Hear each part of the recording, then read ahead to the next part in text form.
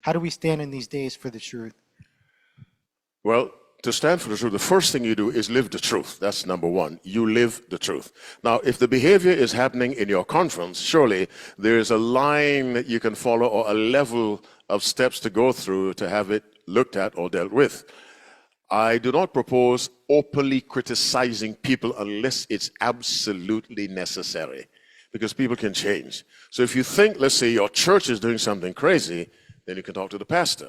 If you think the conference is doing something crazy, then you can talk to an executive secretary or through the pastor. So there are ways to go about addressing problems, but I do not recommend openly criticizing people unnecessarily. I don't recommend that at all. I've seen some things online and I shook my head and I just prayed. Sometimes all you can do is pray. I have this policy I apply to myself. I don't criticize leaders for whom I do not pray. That's my policy. Are you following me? If I don't pray for you, I don't criticize you. I let someone else do it. We must pray for leaders, because the devil knows if you smite the shepherd, what happens? You scatter the sheep. So he works very, very hard on leaders. When they topple, then the rest is piece of cake. And so you pray, you go through the right channels, try to address the problem. Make sure it is a problem.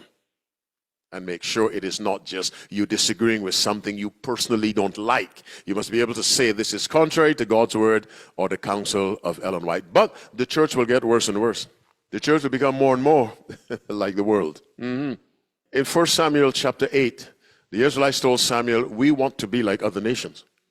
We want a king. Samuel said, why? They said, we want to be like other nations. Directly.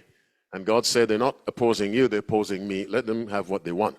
And the church will do that generally. I say generally, but there will always be a remnant that stands fast for God.